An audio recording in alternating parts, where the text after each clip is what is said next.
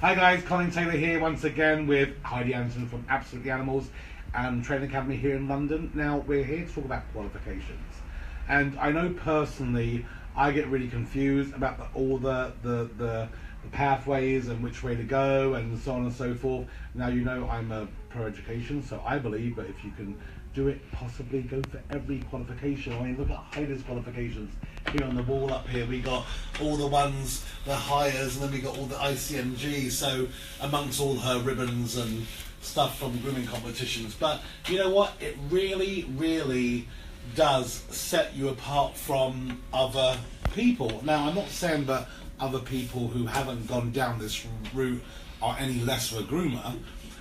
They may want to do it in their own time, and some people have done and just want to get it all done, you know, and as fast as possible. But you know what? Qualifications are great, and they can only improve you and what you do in a more positive manner. So it does. I mean, and for bigger, we have 4 qualifications in the UK that are available, and the routes that you can take on those.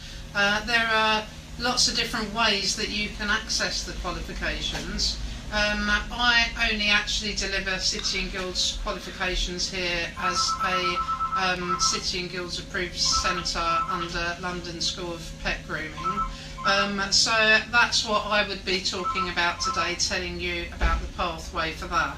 Now, if you are already an experienced groomer, you can, with the new route that's available, you can get qualified for less than £2,000. That is exactly in line with any other qualifications of that level as well. So it's not more expensive than other qualifications. What builds a cost on top of that is if you also need education and training to go with it. So for just the qualifications for an experienced groomer is less than £2,000. and how many days is that for? We usually, each of them are about 2.5 days of assessments. So that's just paying for the assessments, because if you're already an experienced groomer, you don't need the training side of it. So you can just come for the assessments themselves. So you'll come along, have an induction, go through the paperwork, go home and work through all the home studies and the written work that needs to be done. And you can work remotely with your tutor for that side of it, and then you'll come in and have the practical side of it done. Usually what I do is I ask people for a CV and pictures of their work beforehand, so that I can make sure that they are at the level that is required to achieve the qualification. Okay, now if you see little kind of things that can be changed, you suggest maybe they come for one day? Yeah, so usually in their pictures I can see where they can improve their work. So, and if I have any doubt, I'll ask them to come in for a day. Yes, it's an additional cost, but you know, I've been grooming for 30 years and I still learn stuff. So it's never Absolutely. a wasted day to come in and have somebody go over your work and tell you where you can improve your work. And in fact, that's what drives me to keep on doing different qualifications and competitions, because I keep learning stuff all the time, and it makes grooming, it keeps grooming of an interest to me, and keeps me building on the knowledge that I have, and you know, which it just keeps the interest, doesn't it? Otherwise it can get a bit monotonous and boring. Just keep. She's getting really good at this now. Just grooming dogs every day. And I think probably the good thing about coming for a day, you've been grooming for like, let's say 15 years, you'll probably pick up more regarding prep work and blasters and dryers more than anything. Because let's face it, back in the day when I went to school and you went to school, we used to wash a dog, towel dry it, and stay in this cubicle and fluff dry it from wet to dry. Yeah. So you'll probably get a lot out of the prep work, and that is where I see a lot of the issues are these days with prepping and people taking too long with prepping. But anyway, let's back to the subject. Am I right by saying if you are, let's just say that you went to school 5 years ago and you did your instructory level 3, obviously it's too late and you have to sign up for the new program, correct? No, you can re-register now until August. Yep. So no matter how long ago it was, if you've run over those 3 years, you can re-register and you get another 3 years to continue your diploma on the old Okay. pathway. Okay. But, and then after September, then you could start with the new pathway, which Yeah. is the level 2. Yeah, and the new level 3. And then the new diploma. level 3. So Yeah. then they take out the introductory level 3. Yeah. You go from level 2 to the professional level 3. Okay. Any questions so far? We've got Jackie. Hi Colin, I passed my level 3 many years ago with Jill. What would you suggest to go for next? Jackie from Northern Ireland. Well, you passed your professional level 3, because back then with Jill, you did the same as me. Excuse me. That's Pandora, the little cute little Bichon. So you did probably the same as what I did, my professional level 3. So your next, I would suggest going to ICMG. Contact Angela Cayley, and Angela Cayley can walk you through that process. What I liked about, I like both exams. I did my professional level 3 back in 1986, I think.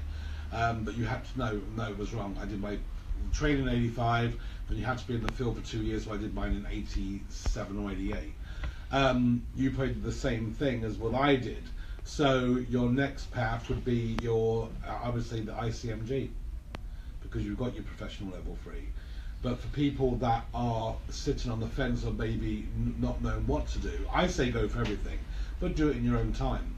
You know, I mean, would you say the same thing? Yeah, you have to take things in a balanced way and take your time doing it, and you know, little by little you keep learning stuff and you keep achieving things. And also, the biggest problem I see, and which I've had people talk to me out in my seminars, is, look, I groom full time.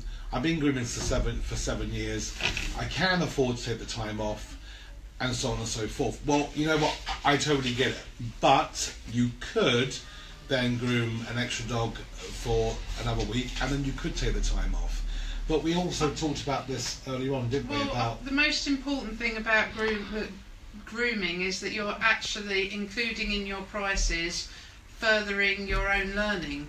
So that's more qualifications, or going to seminars, or going to competitions, so that you can keep up with current trends, current equipment, current ways of doing things. They're coming out all the time, and if I look to 30 years ago how we were taught to now, the students now are being taught completely differently to how we were being taught. Yeah. And that goes down to handling and styling and equipment and preparations, everything across the board. So actually at the moment it's amazing really the training that they're actually getting. They don't realise how good it really is, and maybe in 20 years time it will be even better.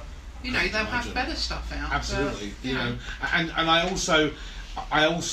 try to look at the big picture, and we talked about this earlier on. There are the people out there that only groom one dog a day, and they're quite happy doing one dog a day. It's not necessarily a business for them.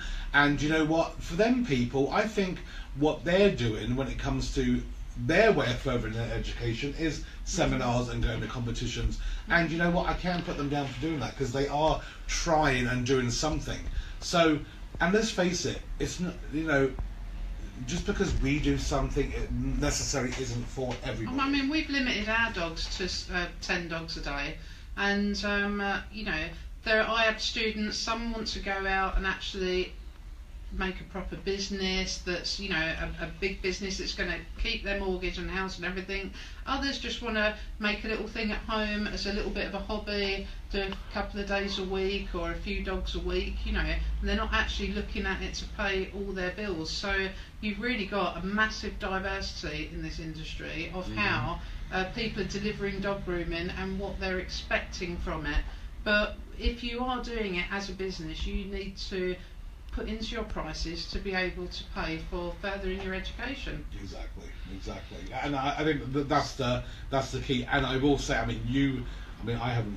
don't train on a day-to-day basis. You do, and you see more and more people with a more business background coming into the industry. Yeah. And so, you know, I'm not saying there's anything wrong, because I'm one of them people that are not necessarily clued up with business. I've learned as I've gone along how to run a business. But we do know that I could charge £25 a dog and I'd have them queuing up down the road for it, but in 3 months, you know, I'll be lying flat on my back, you know. I mean, so, you know, we get all our students and say to them, you don't undercut anybody in your area, charge more than anybody in your area, push the price up, do less dogs for more money, and that way your career will be a lot longer and you'll be earning better money out of it, and you'll be able to go to the seminars, further your learning, and develop a better outcome of your dog, which is each dog's a walking advert, and that's what people are going to be buying. I agree. And also I think, you know, people should have some kind of goal. You know, if you have a dream that you want to go for, like you probably was to have a place in Spain, or, you know, me now, I want to have a place in Spain, and but you know, no matter what your goal is, you know, what was that I saw? Was it at your house? No, or on Facebook? Don't follow your goals, chase your goals. Whatever. And people say, oh, that's silly quotes, but they do make a lot of sense. And you should chase your goals, and you should, and it could be a goal of becoming certified.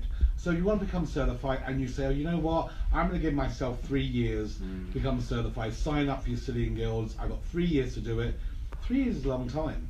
But you know what? Make sure you follow that goal, and don't let anything, any obstacle stop you from doing that. Yeah, make a 3 or a 5 year plan. Where do you want to be in 3 or 5 years, and then put the steps in to achieve that. Then, yeah, exactly. And then have another goal, and then have another goal. You know, I know in my life, I've tried to get every goal I've had, and normally the goals I do, like on Facebook, I posted, but my book would be ready for sale in Crufts. I haven't even written it yet, but that pushed me to write it. You know, it made me do the things I wanted to do. So I think it's important that you do have something to work towards, whether it be qualifications or a vacation, no matter what it is, give yourself something to work for. And that way, it will push you. Maybe you'll do 1 dog a day, then maybe you'll push up to 2 dogs a day.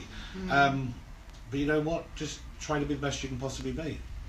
I mean, all education is great. I mean, it's all going to, even if it's poor education, it still educates you. Absolutely. So actually, it could educate you in what not to do, and open your eyes to actually the right pathway of what you should be doing. Exactly. I mean, we're trying to, in our City and Guilds, you know, the qualifications that we produce, showing people an easy pathway of how they can achieve to get to the diploma at the end of it, which the diploma actually is the industry recognised level of a professional groomer. So people that have the intro actually at the industry recognised level as a professional groomer.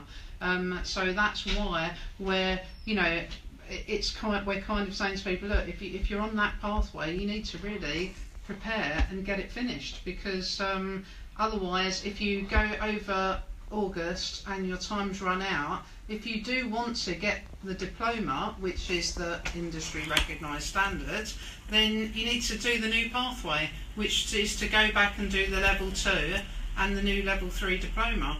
And actually, I wouldn't particularly say that you're really taking a backward step if you need to do that, because even though it's a level 2, the level 2 is preparing a dog for styling, and if you missed out on that on the level 3 introductory, you're actually probably going to learn a lot of stuff that you may have missed out on beforehand. So it's not a waste of time going back doing that and doing the new pathway. Now, qualifications, when you have, like, I know when I was working with you, you were going down the pathway of being, what is it? What did you do? You'll see your level 3, a teaching award, an assessing award, an assessing and award, an IQA award. An IQA. So you have a lot of teaching awards. Yeah, so it's about teaching and knowing the qualification process and how to standardise it. So you could be an internal, you could whatever you want to call it, internal verifier for many professions, can't you? Yeah. I mean, I was a City and Guilds examiner for 10 years, doing the dog grooming qualifications. So, you know, I also have a lot of knowledge in that, and I can see where things needed to be improved. You know, which I think we are on the pathway of doing that. But all these things take time, and you know, it all takes time and effort, and people having to sit down and do it, which, you know, is a long process. And teamwork, I think it's one of them things where, you know, I think, like we said, we all want the same things, don't we, at the end of the day. Everybody wants to be the best they can possibly be. And you know what? Sometimes for some people it takes longer than others, because we all learn at different stages and different ways in our lives. And I am no different to people in there. I mean, there are things many people don't know about me, but I'm no different to somebody who started off in a dog grooming school and wanted to do dog grooming and wanted to make a career or a business out of it. And I have the same, confidence levels as people who have just started. So I know what they're going through when they first start, and how they can build their confidence levels as well. So then let's go back to about you a little bit. So you started your career, you went to grooming school, then didn't you do a Prince Charles, what was it? When I went to grooming school, I was taken aside by the tutor and told that don't bother carrying on because you're never going to make a dog groomer. That's how it's changed over the years, and it's true, because the great thing was that she handed me the trophy at Groom of the Year, and I said to her, not bad for someone who's never going to make a dog groomer. Yeah. But it goes to show how things have changed, because you couldn't really get away with saying, years ago, and I'm going to be honest, years ago, you used to whack a dog over the head with a brush, not me, but people, we used to see it all the time.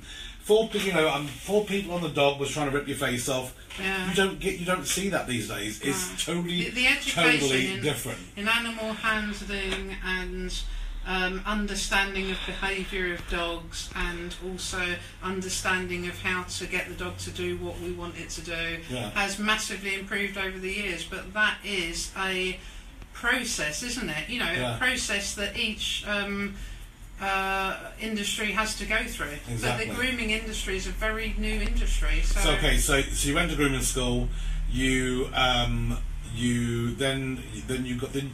How did you fund your business? Did you win? I funded this through the Prince's Youth Business Trust. That's right.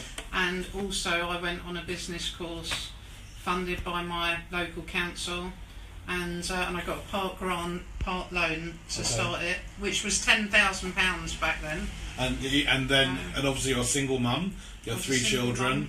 And then how long has this business been here? 20 years. 20 years. Yeah. So that's a long time. And so you've done a lot. So I also have 2 children with special needs as well. Exactly. Which has been a very difficult pathway in itself, because you don't know what you're going to get when you have children, so you have to deal with all their difficulties as well. I think it's important that people know that, because when people look at people, like when I talk about myself, and I don't do it often.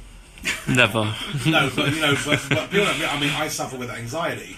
And when you look at somebody like, oh yeah, they can't be doing that because they speak all the time and blah blah blah blah blah.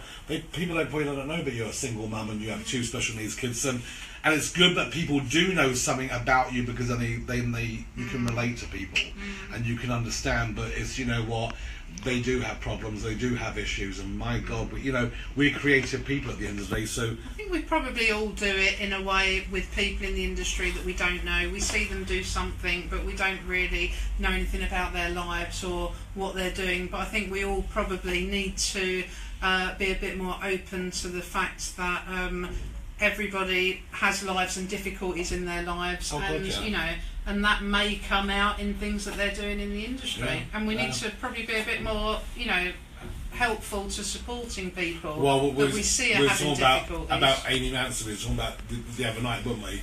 I mean, she has 2 kids. She's got Jackson, who's alright, he's not a bad guy. Del Boy. And then she's got a kennel, she shows dogs, she's got Purple Paw, and she's got grooming school.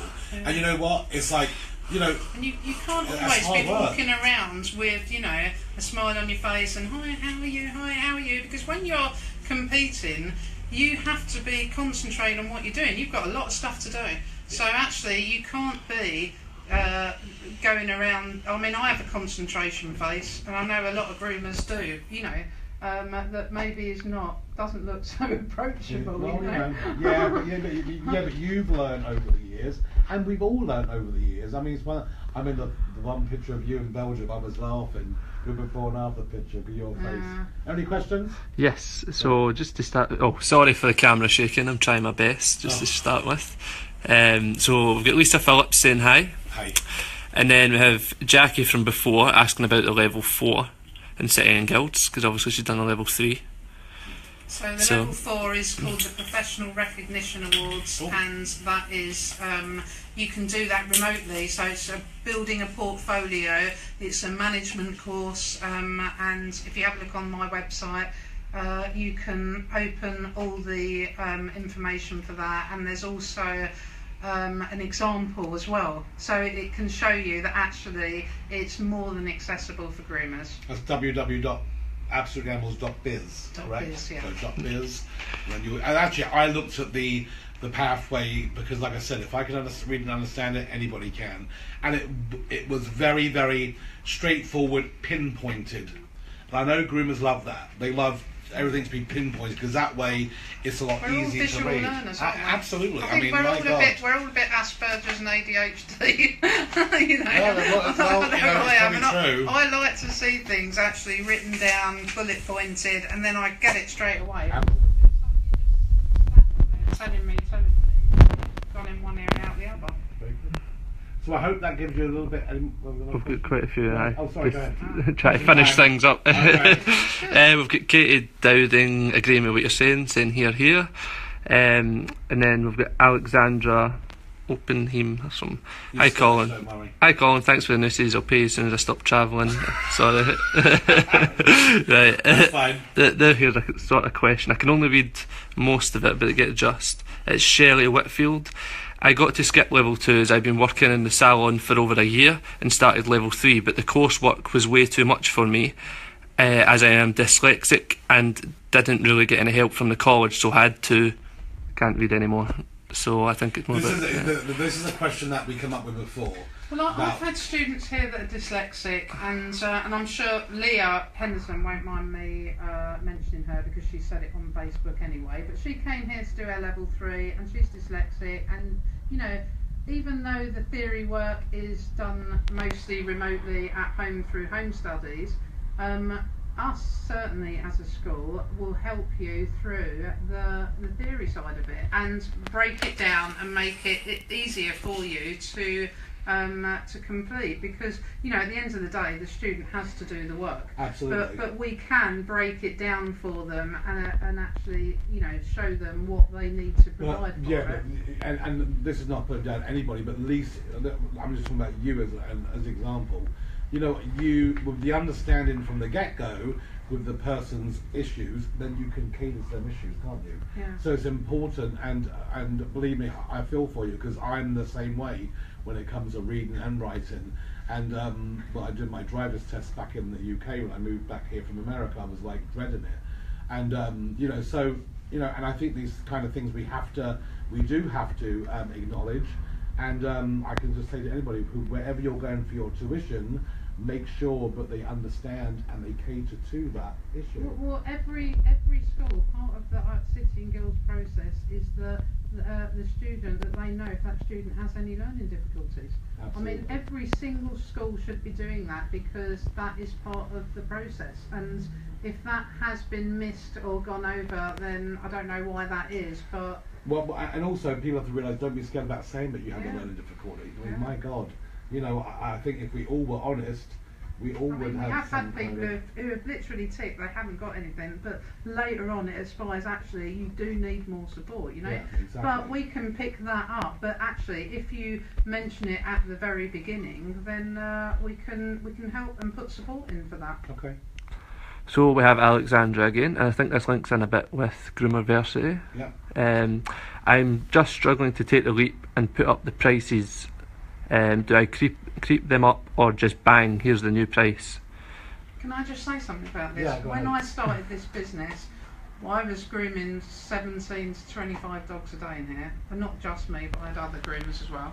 And I'd go home, I had 3 young kids, and I'd go home and I'd fall asleep on the settee because I was absolutely shattered. Because this is a physically demanding and mentally demanding job. And I just thought, I just can't do this anymore. This is ridiculous, So I literally came into work the next day and doubled all the prices. And I thought, look, if I lose half the customers, I'm still making the same money. Absolutely. And I can only honestly say that very few customers we actually lost. But we, over the years, as we've gone into a school, obviously we've changed our business, so we limit the amount of dogs we do. But I really wouldn't be afraid of doing it, as long as you put a notice up to say why the prices are going up, and you've done your calculations properly, because really, if you're running a business, you should be doing a forecast and a plan of all your overheads and all your incomes and how much you should actually be taking per hour to run it all. And you also need to put into that further in your education, taking home a wage, cleaning up at the end of the day, and all your bills and everything. Yeah, because once again, and in my seminars I talk about this all the time, when you put a price on a dog, they're not just paying for that dog, they're paying for the bleach, the bucket, they're paying for everything. Yeah. And you have to realise that has to be accountable for, but it comes down to, again, we have to maybe sometimes go back to school to learn how to do that kind of stuff, to write down what you buy, and when you buy stuff, don't just write it off. You've got to make that money back somehow. So it's really, really important that, when it comes to when it comes to the price, and when it comes to the Groomiversity, when that opens up, that will help you with the price increase and advertising that and so on and so forth. So do keep an eye on that, but don't be scared, like Heidi said. You know what? And actually, I think we said, not in a joking way, but sometimes when you work your ass off and you're still struggling, and you got kids, not saying that you did, but you're better off going on the welfare, aren't you? I mean, come on. Easier to get a job down Tesco's. Let's be honest here. You know what? But you didn't, and I respect you for that. You plodded on, and you still took care of the kids, and you still ran a business, and today you are where you are, and you should be applauded for that. But my God, a lot of people, and I've seen a TV show where the benefit thing. They're like, well, you make more, better. Well, I was told many times, Heidi, just go on the social. You've got 3 kids. Life would be a lot easier, but I'm sure as hell wouldn't be where I am today. So absolutely, it certainly is worth the effort. But I've learnt a lot in the 20 years that now I can say to people that are starting out, look, this is what you should be doing. This is what you should be thinking about. That's where people with 20 years experience, their opinions, are really going to help you to further yourself in a quicker amount of time, but like now we have a loyalty card, so our students that go out, I say to them, never undercut anyone in your area, but if you want to start off offering people a discount on that, that's the way to get people absolutely, in. Exactly. But we always try and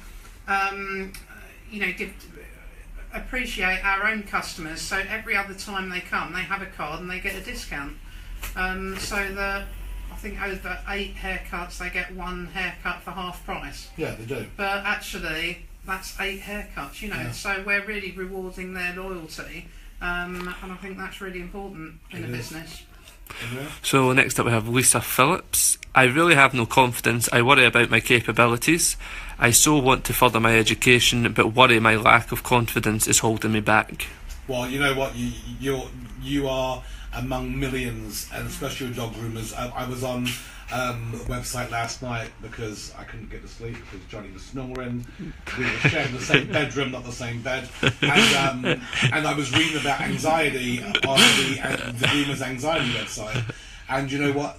There are so many groomers what suffer with anxiety and panic attacks. And you know what? I think it's a creative Maybe thing. we should do something like that in Bigger, because we have got an internal part of the website in Bigger where we've got forums that you can come onto. But my advice to you would be to go to a school for a day that is going to assess your work and actually give you a plan to work towards, to working forward. And also, like Bigger, join up to Bigger, come into the forums place, which is private, so it's not a Facebook thing. And maybe on Bigger we can do something about raising people's confidence levels. I think it's important. And, but a lot of raising your confidence is going to be having somebody go over your work, because and to help you with a plan forward, you know. And while we're talking about bigger, I forgot to say earlier on, and the good thing is, because ICMG is like a family, Bigger has merged with ICMG, and that has made us. I mean, we got over 700 members now, which is, I think, the association in the UK with the most members, which is really, really good, and that will only help everybody. And we're talking probably 700 members with the same sort of issues as you've got when it comes to anxiety and let's face it, self-doubt. We see it. Self-doubt. Every single person has that. Absolutely. No one can say they don't. If they don't, they're just not human, are they? Well, and also we have to realise that this, especially in the UK, we're solo groomers. 9 times out of 10 we work by ourselves in our shops or our little the van or in our house. So we are always self-doubt in our work. So with that said, the best thing to do is to go to a school for the day and see if you can just do a refresher course. Get involved with them. Get involved. And refresher courses are in every single industry. You're always pushed to do a little bit more, to go on a refresher course. When you go to a seminar or a competition, it gives you that kick up the backside and it makes you excited again. So, I feel your pain. But you are part of something bigger, pardon the pun, Oh, and by the way, can I just say, it's www.biga.org, not BIGG, because you might come up with a whole new website. So, and it's British Isles Groomers Association. So BIGA, www.biga.org, mybigger.org, mybigger.org. Mybigger.org. So I think that, I think because it's yourbigger.org. Exactly. Once again, we are there to push it forward.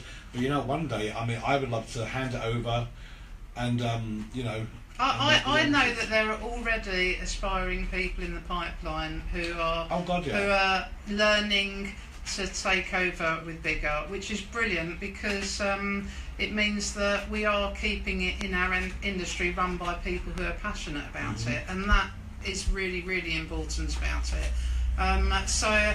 But it's important that people who actually are directors in Bigger know about the grooming industry, and they know the people in it, and they know where we're going to be taking it. Well, it's important that the directors that have lived it. Yeah. We've actually lived it, and we've gone through all the issues, so we learn from it. But anyway, that's when we're going to wrap it up. And thank you so much for watching, and we will see you really soon. Bye. Bye.